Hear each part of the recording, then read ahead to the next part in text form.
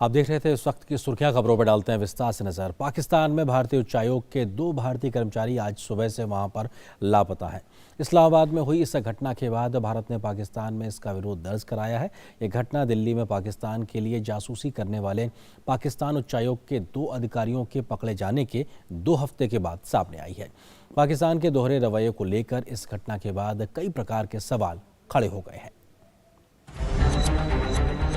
पाकिस्तान में भारतीय उच्चायोग के 2 अधिकारियों की गुमशुदगी पर भारत ने कड़ा रुख अख्तियार करते हुए नई दिल्ली स्थित पाकिस्तान उच्चायोग के अधिकारियों को तलब किया। इतना ही नहीं, इस मामले को भारत ने पाकिस्तान विदेश मंत्रालय के समक्ष भी उठाया है। सूत्रों के मुताबिक भारतीय उच्चायोग के 2 कर्मचारी सुबह एक वाहन पर आधिकारिक ड्यूटी के लिए उच्चायोग जाने के लिए सुबह करीब 8:30 बजे निकले थे, लेकिन वे अपने गंतव्य तक नहीं पहुंचे। पाकिस्तान भारतीय राजनयिकों को पहले भी कई बार परेशान करता रहा है।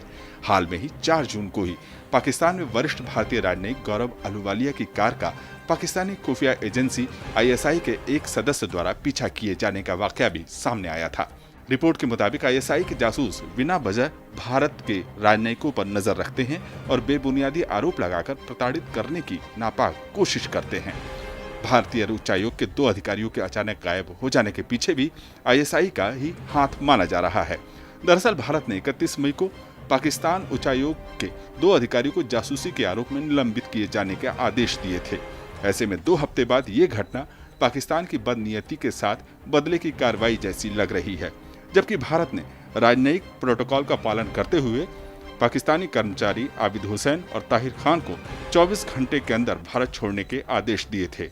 दोनों पर पाकिस्तानी खुफिया एजेंसी ISI के लिए काम करने का आरोप था, जबकि पाकिस्तान के लिए राजनयिक प्रोटोकॉल का उल्लंघन करना आम बात है।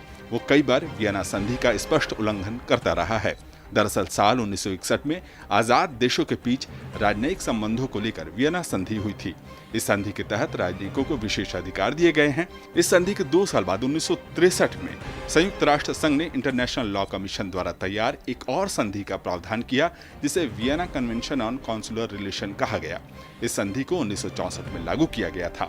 इस संधि के तहत मेजबान देश अपने यहाँ रहने वाले दूसरे देशों के राजनयिकों को विशेष दर्जा देता है। कोई भी देश दूसरे देश के राजनयिकों को किसी भी कानूनी मामले में गिरफ्तार नहीं कर सकता, न ही उन्हें किसी तरह से हिरासत में रखा जा सकता है।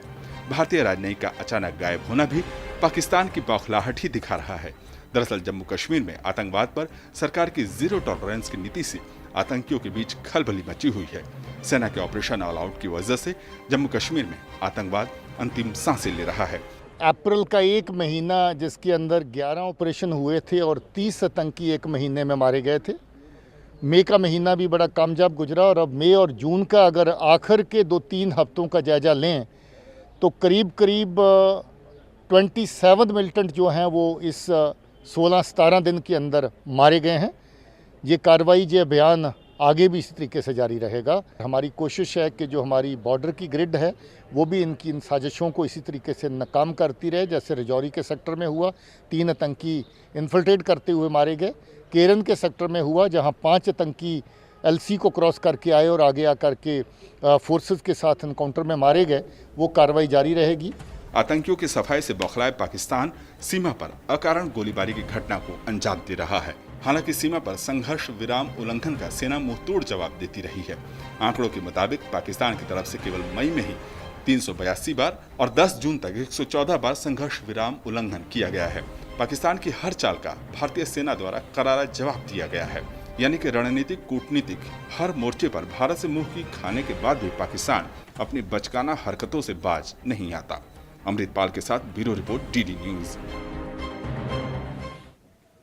तो हर मोर्चे पे मात खाने के बाद भी पाकिस्तान ऐसा है कि बाज नहीं आता। उसका दोहरा चरित्र भी सामने आता है, चाहे वो राजनयिक के स्तर पे परेशान करने की बात हो या फिर किसी भी तरीके से संघर्ष विराम उल्लंघन की बात हो। पाकिस्तान की इस प्रकार की हरकतें लगातार जारी। कुछ आपको विश्लेषण दिखाते हैं, आंकड़ों के माध्यम से समझाने की कोशिश करते हैं कि आखिर किस तरीके से पाकिस्तान की जो बदनीति है वो सामने लगातार आती रही है। पाकिस्तान का अमर्यादित रवैया जो पहले भी रहा है उसके बारे में बताते हैं। पाकिस्तान में भारतीय अधिकारी गौरव अहलूवालिया का किया गया पीछा। ये लगभग कुछ दिनों पहले की ही बात है, जो कि पाकिस्तान में अधिकारी मौजूद हैं उनका वहाँ पे पीछा किया गया। उसके अलावा गौरव अहलुवालिया का आईएसआई एजेंट ने 2 बार पीछा किया। ये 2 अलग अलग घटनाएं हुई थी और ये हाल फिलहाल की ही घटना है। ये अपने आप में बताता है कि पाकिस्तान किस प्रकार से बदनीति से काम करता है। घटना के बाद भारत ने पाकिस्तान से दर्ज कराया था अपना विरोध। अपने आप में ये एक बड़ा मामला था, किस प्रकार से पीछा किया जा रहा था। जल्दी से हम देखते हैं घटनाक्रमों के बारे में।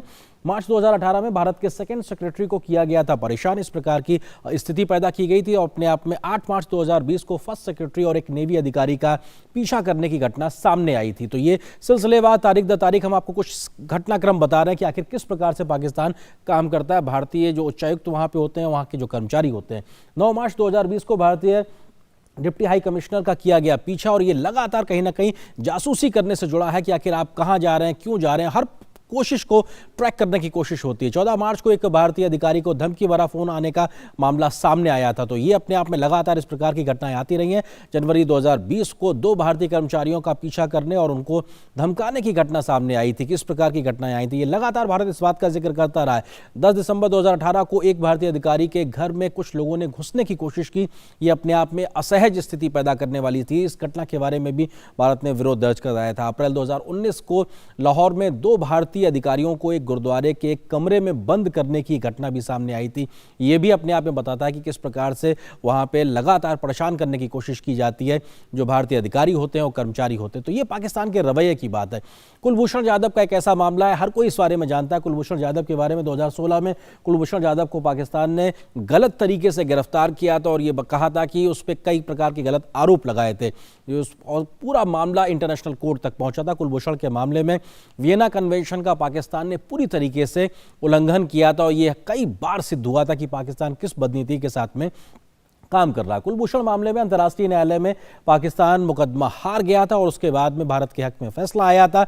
बावजूद उसके भी पाकिस्तान सुधरा नहीं था। बंदिशों के साथ यादव तक पहुंच कर आई थी सुलभ, जबकि वियना कन्वेंशन के माध्यम से बिना किसी बंदिश के आपको काउंसलर एक्सेस देनी होती है, जबकि पाकिस्तान ने उस तरीके की कोशिश नहीं की थी। तो ये कुलभूषण जाधव को लेकर पूरा एक मामला था जो अपने आप में एक पूरा एक तरीके से सब पूरी दुनिया ने देखा था जो पाकिस्तान किस प्रकार से काम कर रहा था। लेकिन इसके साथ साथ सिर्फ डिप्लोमेटिक लेवल पर ही नहीं बल्कि सीज फायर वायलेशन को लेकर भी किस प्रकार से पाकिस्तान लगातार बदनीति से काम करता रहा, हम उसका भी विवरण आपको देते हैं कि साल दर साल, महीने दर महीने, समय दर समय किस तरीके से पाकिस्तान सीमा पार से गोलीबारी करता रहा है। ये अपने आप में चिंता करने वाली बात है। अगर हम संघर्ष विराम उल्लंघन की घटनाओं का जिक्र करें, 10 जून 2020 से अब तक 10 जून 2020 मतलब यानी कि इस साल की हम बात कर रहे हैं, 2027 बार पाकिस्तान ने संघर्ष विराम तोड़ा है। 10 जून 2020 तक की अगर बात की जाए यानी इस साल आतंकियों की घुसपैठ कराने की कोशिश करता है पाकिस्तान, इसलिए वो सीमा पार से गोलीबारी करता है। उस गोलीबारी की आड़ में आतंकियों की घुसपैठ कराने की कोशिश करता है पाकिस्तान, जिसमें वहां की जो आईएसआई है उसका पूरी तरीके से हाथ होता है। साल 2019 में पाकिस्तान ने कुल 3168 बार संघर्ष विराम का उल्लंघन किया था, जबकि दोनों देशों में इस बात की सहमति है कि संघर्ष विराम का उल्लंघन नहीं करना है। साल 2018 में 1629 बार पाकिस्तान ने संघर्ष विराम का उल्लंघन किया था। तो ये अपने आप में बताता है किस तरह साल दर साल पाकिस्तान इस प्रकार की हिमाकत करता रहा। और अगर हम सिलसिलेवार इस साल के कुछ महीनों के आंकड़ों को देखने की कोशिश करें कि आखिर किस तरीके से महीने दर महीने अगर पाकिस्तान ने जो ये हिमाकत की है वो आप अगर देखें तो जनवरी से शुरू करते हैं। इस साल जनवरी के महीने में 367 घटनाएं हुई हैं, फरवरी में 366, मार्च में 411, अप्रैल में 387, मई में 382 और जून के शुरुआती 10 दिनों में 114 बार ये संघर्ष विराम का उल्लंघन पाकिस्तान की ओर से देखने को मिला है। तो अपने आप में साफ है इस बात से, इन आंकड़ों से, इस प्रकार की जो तस्वीर है उससे कि पाकिस्तान का दोहरा चरित्र है, वो कहता कुछ है और करता कुछ है।